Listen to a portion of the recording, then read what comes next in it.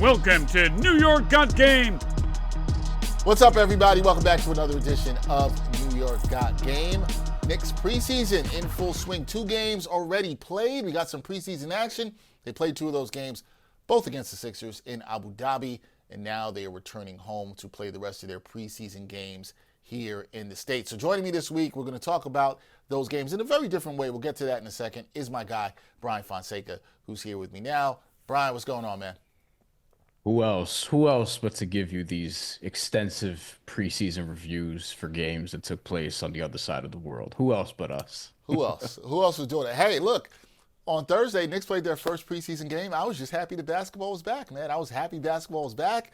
Up watching some early basketball at noon, then 11 on Saturday, and things are good. Things are good. But what we're going to do here is we have some things to break down. So what we want to do is look at some of the players that a lot of people played in these first 2 games. So we want to look at this and say, okay, what players after these first 2 games is their stock up? And for what some of these other players is their stock down? And it was very interesting, Bryan. I'll start with this, with what we saw in these first couple of games, because a lot of it, we had an episode before last week where we talked about what are we looking at in terms of Mike Brown's offense, what are the things we're going to be keeping our eye on in these preseason games, and I definitely kept my eye on the things that we wanted to here. But I guess I'll start before we get into the players exactly. Did you like overall what you saw from Mike Brown's offense? I found it to be intriguing, and you could see the clear differences from what they were doing under Tom Thibodeau. Did you like what you saw?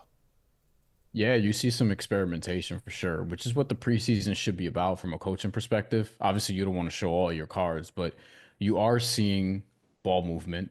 You are seeing the ball leave Jalen Brunson's hands earlier. For example, he's bringing the ball up the court, and oftentimes, as soon as he passes half court, he'll hand it off to somebody else, to another guard who's behind him, who's going to then, penetrate, probably get to the 3-point line, look for something else. Did that with Mikal Bridges a couple times, did that with Deuce McBride, I believe, as well. And obviously you can do that with a bunch of different guys on this roster. You're seeing Mitchell Robinson at the top of the key as the offensive hub. I think that's very experimental. I'm not sure if that's something we're going to see. I think maybe Mike Brown, because he did this with Domantas Sabonis, and Dex, you and I know this, we've talked about this, like Karl Anthony Towns is capable of a passer. Like he can be a hub in spurts from an offensive perspective, like at the top of the key. I guess maybe he's trying to see if Mitchell Robinson could do it.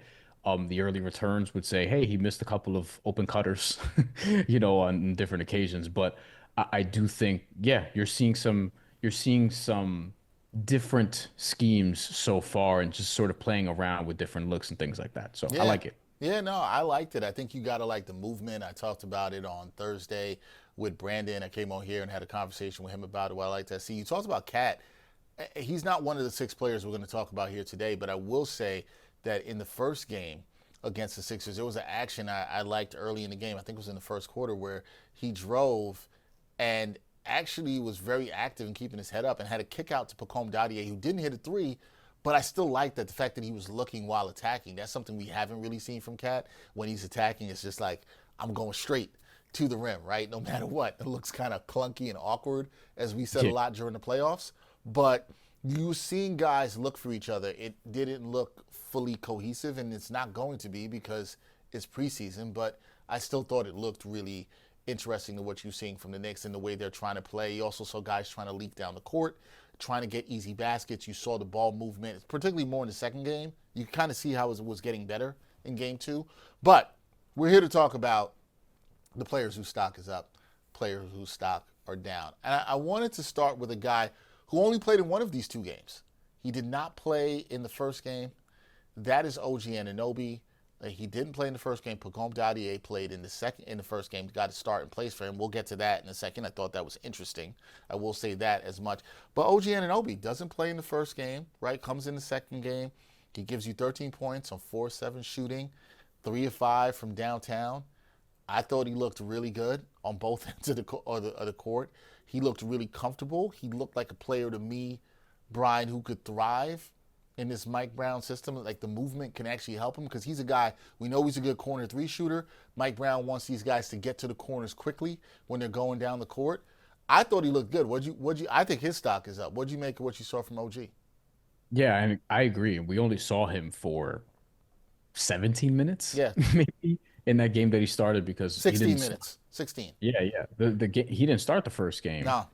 Pacome Dadiet got to start. We may or may not get to him later, Oh, we but will.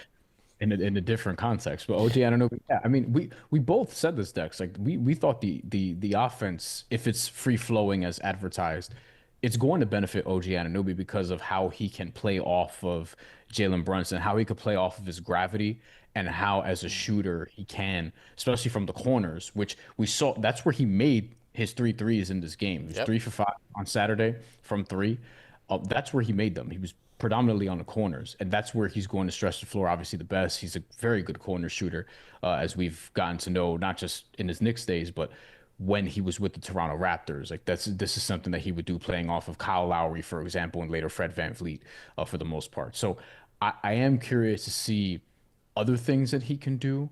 He's still not somebody I would say, hey, go create a shot. I'm not as comfortable with him doing that as I am with Jalen Brunson or Mikal Bridges or Karl Anthony Towns or even Jordan Clarkson for that matter, even though I know Jordan Clarkson he loves a contested look every now and again. But with OG Anunoby, he did for his 2 point shot in that game, up fake against I think Kelly Oubre, two dribbles and took like a 14-footer from that baseline. And like that's the kind of shot you could see, okay, if you don't want to just settle for the three all the time, or if you're able to get somebody in the air or somebody to fake, can you just get by this defender and be able to shoot an open jump shot? And could you even go all the way to the rim if the opportunity presents itself? So overall, I like what I saw on defense too, but from an offensive perspective specifically, because that's where I feel like you want to see more of a fit there with this new style of offense, if it's indeed a new style of offense. And he was a positive impact on both ends of the floor. I mean, look, we talked about the 16 minutes he played. We talked about the shooting numbers, 3 of 5 from downtown. It was a plus 20. Look, I know it's preseason. He's going up against the Sixers and they're not playing their stars and all that other stuff. But what did I say a couple episodes ago when we talked about stuff in terms of, this was the minutes episode, the minutes police episode, as some of you guys have liked to call it out there. Don't play with your food. I don't care if it's a preseason. Don't play with your food. And the Knicks didn't do that, and OG Anunoby took his minutes seriously and had a positive impact on both ends of the floor. I do agree with you. The offensive side is what's more encouraging because you know what you're going to get with OG defensively. We understand he's the team's best two-way player. He is the team's best defender, all-around defender, for sure. So stock up for him, especially not having played in the first game, but I just think you saw the benefits of this system and what it could do for him, and that's why I think he's a guy. Stock is up for me. All right, continuing with stock is up. The next one I'm going to go to is a guy who didn't play in the first half of the first game, but did play in the first half in the second game, and that is Malcolm Brogdon, who we know is battling for the final spot here. Now, I thought in both of his stints here, even in the first game, Bryan, I thought that he gave good minutes. I thought that he ran the offense. He brought some calm to the team at certain times. I was just looking at he only played 6 minutes in that first game. I knew it was limited. I just wanted to look. He only played 6 minutes in that first game, and he was 3 of 4 from the field. Very steady hand. He didn't have any assists, but everything looked calm with him on the floor, and you saw that continue as well in the second game for Brogdon, where he played more minutes. He played 12 minutes, almost double the minutes there, but looked really good in the game in terms of what he was able to do. Had 5 points, had an assist, also had 4 rebounds as well, too. So, look, Brogdon is playing, we're talking about this 10th spot, and we'll continue to talk about it, right? Is he a guy who can get the 10th spot? Is it Landry Shamet? Brogdon has talked very confidently about that he expects to be on the team, and I think he showed from his 2 games here in Abu Dhabi, come in, I could trust me.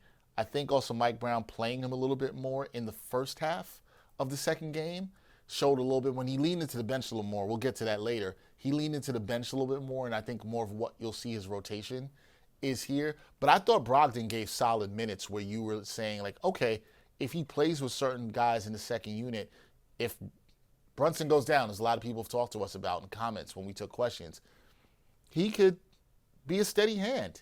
The thing for him is health. We know what he could do. It's still at 32, almost 33 years old. He still looks steady.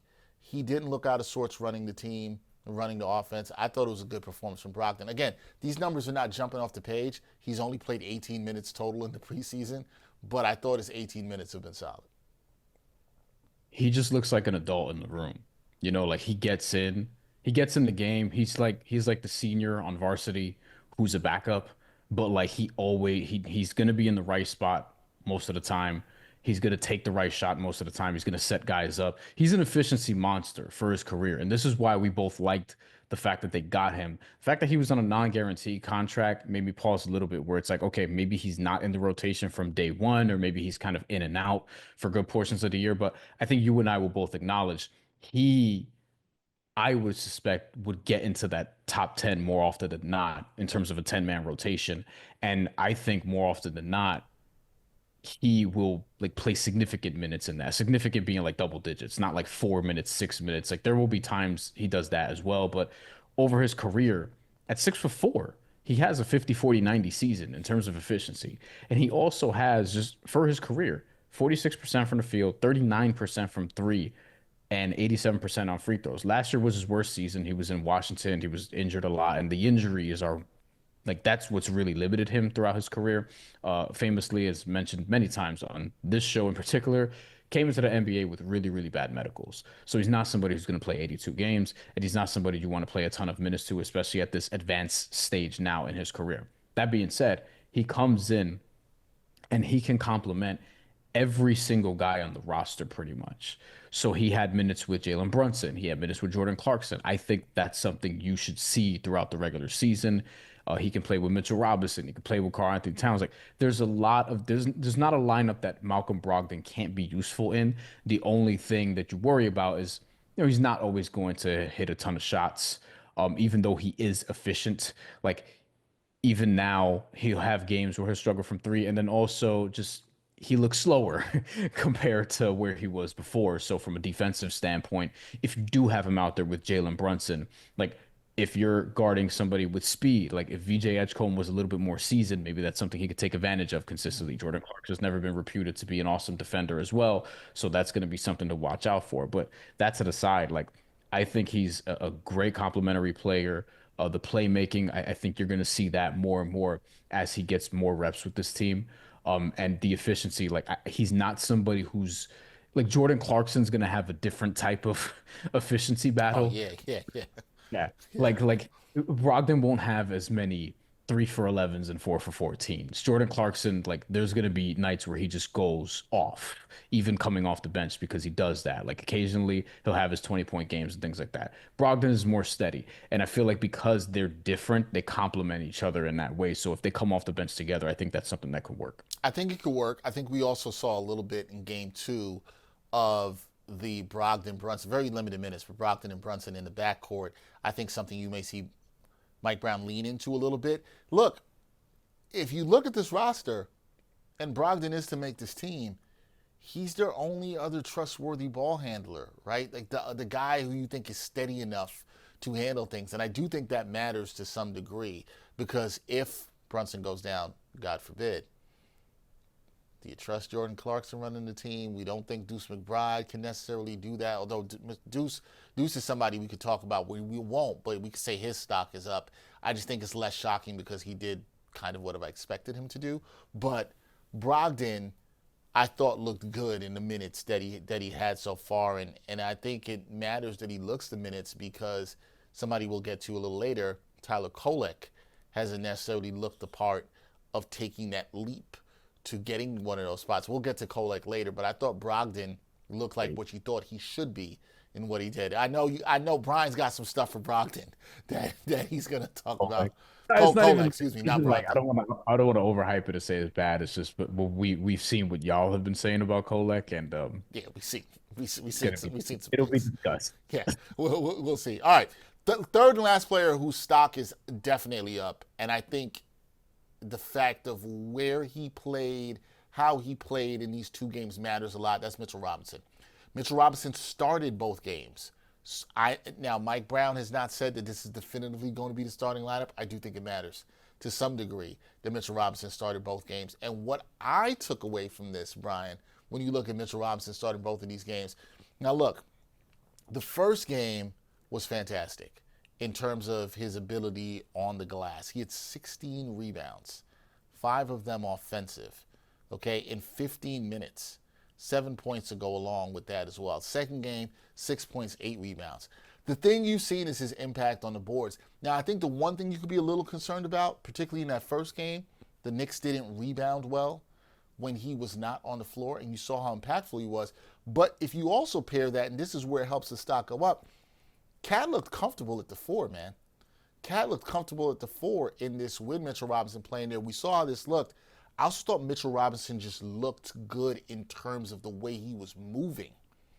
That was big to me, like how he was moving. You could tell he's not bothered by any injury. He looked comfortable moving. It looked different in the playoffs. And he was dominant out there on the glass. And it shows you the dimension of what the Knicks can be defensively and the mistakes he can clean up, how good he could be on the glass. But I liked what I saw from Mitchell Robinson. And for those of you out there who were on Team Mitch starting, let's just say I might be leaning over to your side a little bit. All right, I was on the let's start Deuce, and Deuce played well, and he was probably on the outside end of the stock up here, and I do think he played very well in these games, particularly in the first game.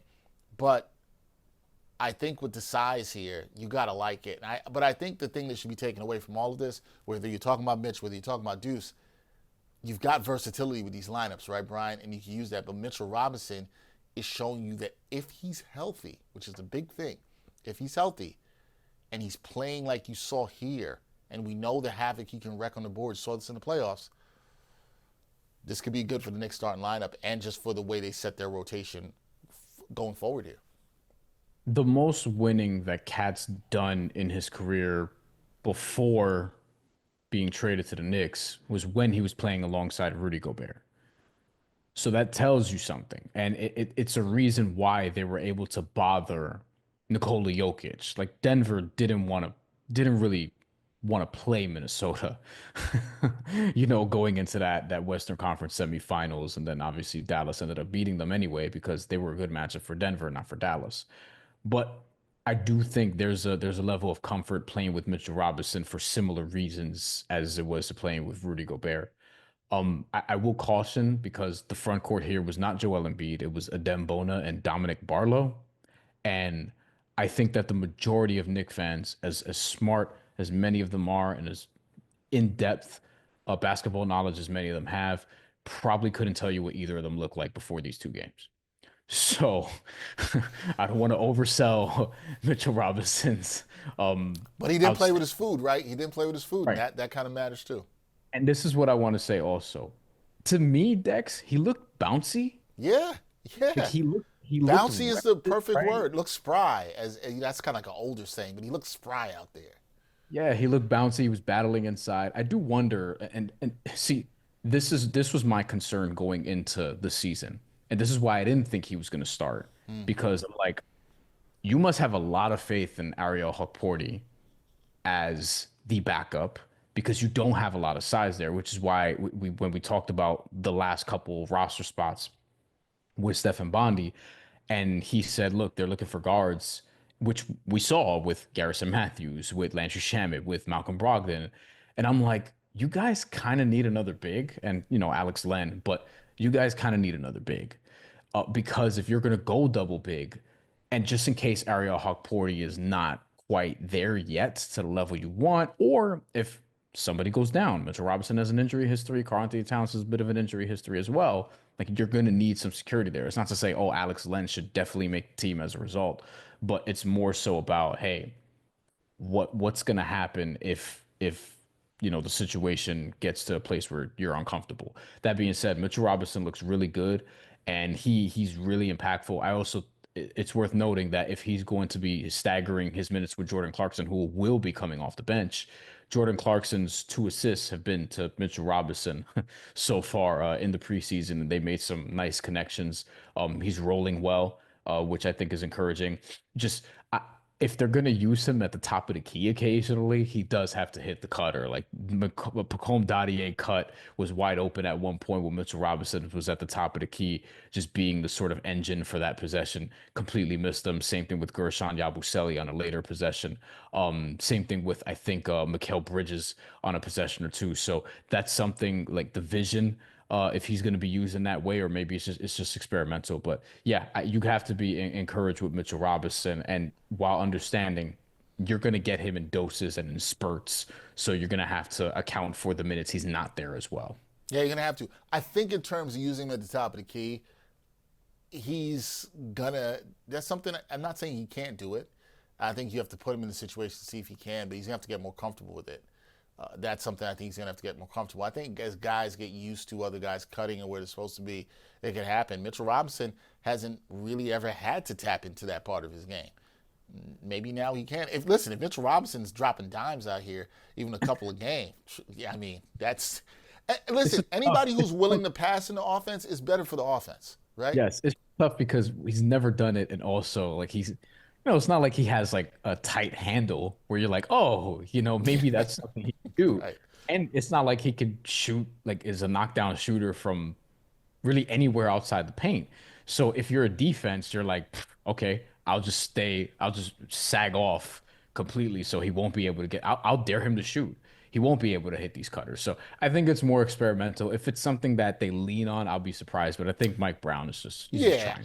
I don't think they're leaning on it for the reason you said. You know who? When I think about this, I'm like, man, Isaiah Hartenstein would have been really good as like a backup big in this offense, right? Just because he has what you just said. Even one, he was a very underrated passer, but even just if you played off of him, he had the little push shot. He'd get in the lane from 10 and give you that little push shot, and you would be good with that. So Mitchell Robinson, we'll see how it is, but so far I liked what I saw from him in the offense and how he played and how he's able to impact the game. Granted, the Sixers front line, not exactly world beaters out there, we'd say. All right, we gave you 3 players with the stock up. I'm going to give you 3 players with their stock down. Okay, top of this list for me in terms of stock down is a guy who we were hoping for the stock to be up, and it is not. That is Pacome Dadiet. Now, Pacome Dadiet, he got the start in Game 1. I was really excited for that. You texted me right before this game. We're like, okay, he's starting. This is good. Some people out here are thinking the Knicks were showcasing him. Maybe. Don't know. Not so sure about that. But he got the start. I don't think it was good after the second game that Mike Brown said that, he kind of talked about his minutes a little bit. And he got 15 minutes while starting in Game 1. Only 8 minutes in Game 2. And Pacome Dadiet, I thought he did some good things early in Game 1 that is going to get lost for people because he did not shoot the ball well. He was 1 for 6 in that game, 0 of 5 from 3. And here's the problem. They were most of them, I think 4 of those threes were really good looks. Really good looks that he had, including one in that feed from Cat, and he just didn't hit them. And you're not going to be able to stay on the court if you don't knock down the shots you're supposed to knock down, right? He had a good rebound and a putback in the first game on an and one. That was really impressive. I thought he did some good things on the glass. I thought he did not look lost defensively. I will say that. I think those things mattered, but he didn't knock down shots. And I don't think this coaching staff is going to trust him with more minutes if he can't knock down those open shots. And that's where he's got to get better, right?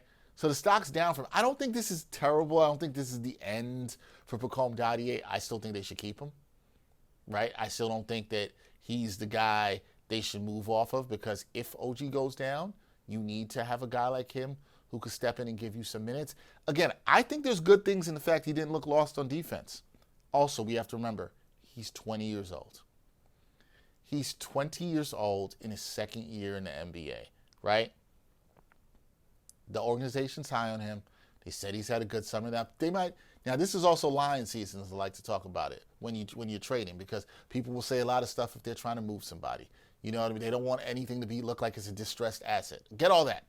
But I just think the stock is down because you wanted to see him do a little bit more in the minutes. Had he gone 2 of 5 from downtown, we're having a completely different conversation. He's not on this part of the list, Bryan. He's not. And maybe Mike Brown plays him a little bit more minutes, but he played other guys major minutes over him in Game 2. And Dadiet in Game 2, I'm just pulling this up here, Dadiet only played the 8 minutes, 0 of 2 from the field. So 1 of 8 through 2 games, okay? 1 of 8 through 2 games there. Didn't score in the second game at all whatsoever. The shooting numbers don't look good. 0 of 6 from 3, by the way. 0 of 6 from 3. And a lot of these fantastic looks. And if Dadiet, you talked about this in the summer league, if he's going to be on the floor, he's going to get fantastic looks. You got to hit those. He didn't hit them, and his stock is down. Now, stock could change. We could be talking about something completely different 3 preseason games from now. But right now, nah, not looking good. Yeah, look, it's a big opportunity when you get a chance to start the very first game of the year, even though it's preseason. OG Anunoby's there, and he looked fine in the first shift. We said it. First quarter, he looked fine. Defensively, he was competent. He was, in sync with others, hitting his rotations. And offensively, he did have a couple good looks that he didn't convert. And it's like, oh, okay, decent first shift. Let's see what happens later on. And now we're having this conversation. He is 20, just turned 20 this past summer. The thing is, he's never been a good shooter. And the form, as you mentioned, Dex, multiple times, it looks fine. But the shot's still not falling. And ultimately, this is a results business. I don't think it's a lost cause because, again, this is a wings league. And not just for the stars, but it's also for the role players. Every single champion, every single contender has multiple wings who are good, who are probably two-way players, who can hit an open three, who could be out on the floor for critical possessions. A wing that you can throw on to like a really good scorer and try to stop them. Jaylen Brown, Jason Tatum in the Celtics, Shai Gilgeous-Alexander for the Oklahoma City Thunder, also Lou Dort, also Jalen Williams. Even with the Indiana Pacers, you know what I mean? You had like as options, you had an Aaron Nesmith, for example, right? Who I would say is a high-level role player as demonstrated in the playoffs and a two-way player at that. Like you have these guys popping up all over the place on good teams. Cleveland traded for one in DeAndre Hunter because they didn't have any. I think with Pacome Dadiet, you want him to become one of those type of dudes, but if he can't hit a three, then it's not going to happen. Like he's just going to be Andre Roberson at best if he's a really good defender, and he's not even that yet. And you don't want him to be that because Andre Roberson, you didn't have to guard him at all. So if he's somebody who's going to be on the floor, he's going to keep getting good looks because these teams don't believe that he's going to make a shot. So that's why you have to convert these. Make them guard you because he actually can drive and slash and get to the basket, but he's not going to get those opportunities if they're going to pack the paint against him, and he's not going to hit an open shot. He's cutting well. I think he's cutting pretty well, but he's not always going to get that pass. And it's something you have to do repeatedly. It's work. It's not sexy. It doesn't show up on the stat sheet, but it's something that he's going to have to do. Whether Mitchell Robinson has the ball at the top of the key, whether it's Towns, whether it's Brunson, he's just going to have to cut a lot. And make those 3-point shots. But right now, it's not really encouraging, but he's 20. He's a wing. He's someone you can develop. I don't think this is a lost cause. Now, there may be somebody else that we can talk about, but I don't think Dadiet is a lost cause yet. And he has a couple more opportunities to showcase himself in the preseason. And we know, Dex, that there's going to be 1 or 2 games where the main guys won't play like at all. So Dadiet is going to get extended run at least one more time in preseason, maybe multiple. Yeah, probably going to come in one of those, if not the last 2 games of the preseason. So, Thursday night against the Timberwolves might be the last chance you see some of the main guys play here in the preseason before they take it easy or have much limited minutes. But Dadiet, we'll see how he can bounce back. But if he's going to bounce back, I agree with you. It's going to be because he finally hit shots. They need him to do that. He doesn't. I still look at him and I'm like, it looks like a player. I see the player in there. Yeah. I thought his instincts too in the offense. He made the right passes. He actually moved well without the ball. I thought some of that stuff was good. He's just not hitting the shots, and he's got to get that to happen. Now, speaking of not hitting shots, that moves us to the next player. That is Landry Shamet. Landry Shamet, in the first game, I thought it was a pretty meh game for him. 10 minutes. 0 of 1 from the field. It was 0 of 1 from downtown. Only took 1 3, 3 rebounds, an assist. Played a little bit better in game 2, right? 9 minutes. So 9 minutes. You saw about the same minutes for him. Brogdon has played more minutes than him thus far in the preseason. He did have 6 points in game 2. Shamet, though, it's tough for him too because he went 1 of 2 from the field. It was all his attempts have been 3-pointers. He's done nothing but 3-pointers so far. So you want to see him hit the shots. It's not a lot of volume for him, but it's also you're thinking about size, what he gives you defensively. He has been competing on defense, but it's also been very meh. Like you're not really moved by anything. I like Landry Shamet, but I think when we talk about all the reasons why we had to stock up for Malcolm Brogdon, I'm not sure with Shamet he's shown you enough of why he should absolutely take that 10th spot. What do you say? Yeah, and I do think now does he deserve a spot on the roster? Like, yeah, you can make that case, obviously. I don't think what we've seen is like, oh, get Landry Shamet out of here territory. I am curious about what Garrison Matthews can provide as a shooter. Now, they actually have identical career 3-point percentages, but Garrison Matthews, like he's in the league because he can hit 3-point shots at a high rate, and takes honestly most of his shots from 3-point range and has done that for the bulk of his career. Landry Shamet's competitive nature on defense is something that we saw a bit of last year, even when he didn't hit shots.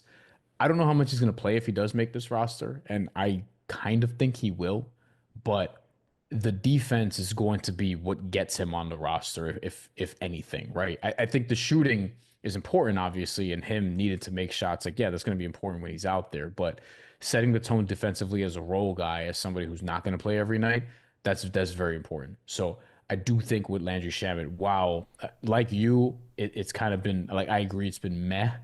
I do look at the defense and I'm like, okay, there's a reason they liked him last year, Yep. and you can see him finding his way. Like I ultimately don't think he's gonna crack the rotation. Like I can't put him ahead of like Malcolm Brogdon. I'm still more intrigued by what Pacome Dadiet could potentially do, even though I have my doubts now that he's gonna enter the season as a rotation guy. Even though I think it's in your best interest to try to get him there, but if he's not good enough now, he's not good enough now.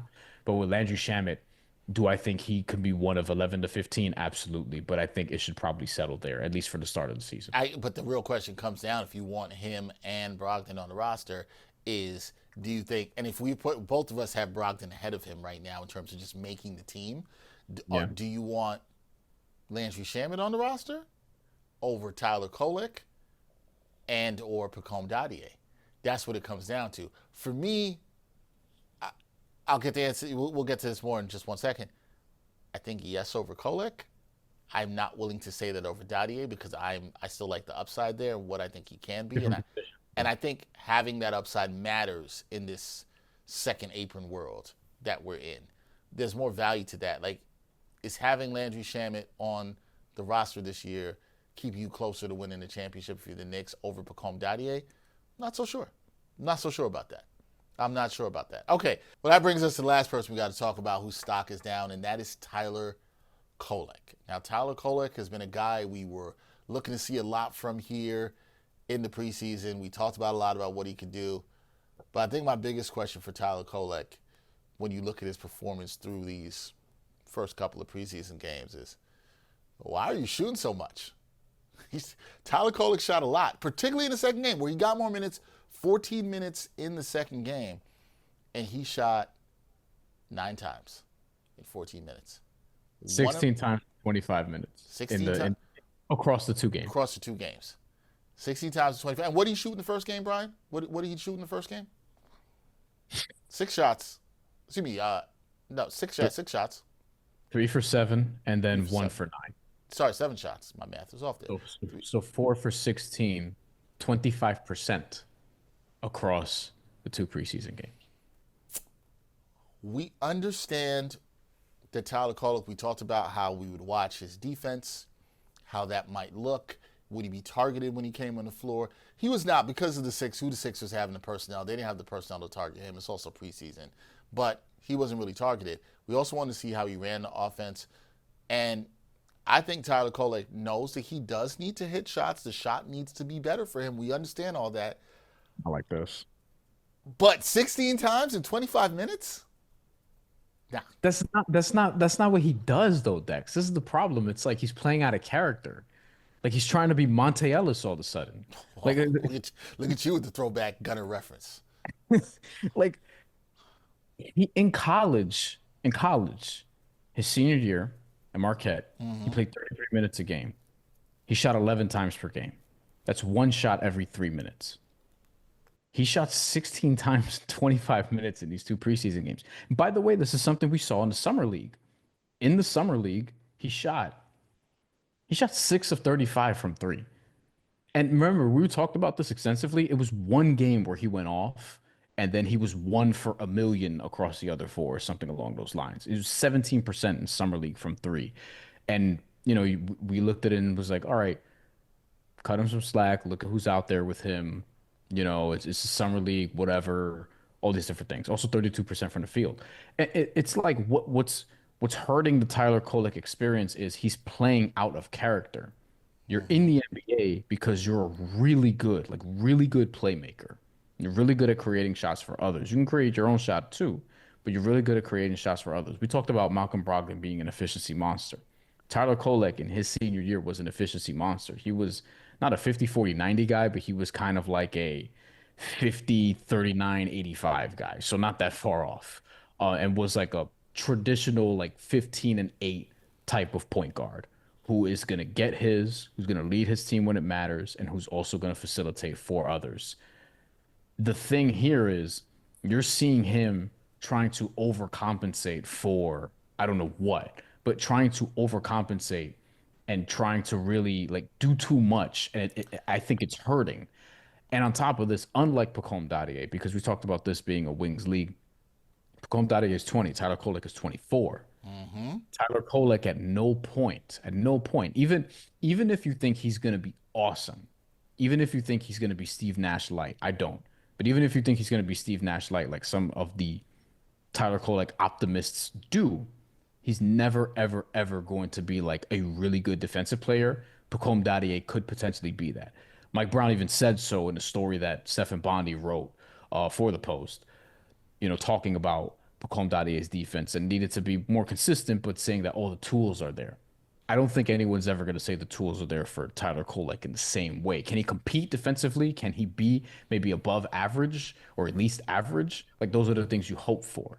But if that's not going to be the case, he's going to have to hit shots. Well, But see, you should, but you yeah, but should, that's the but you thing. should be taking. You shouldn't be taking. Here's the thing: you shouldn't be taking 16. If you're the point guard, if you're the pass first point guard, why are you taking 16 shots in Be- 25 minutes? because I'm not justifying this for people, but because he's heard what you're saying, I think he's heard some of those critiques, and you're not wrong. He's got to hit shots, and he's like, well, how do you hit shots? I got to take them. That's what he's now. I agree with you. He gets the award for the first 2 games. He has a doing too much award. Can I If ask?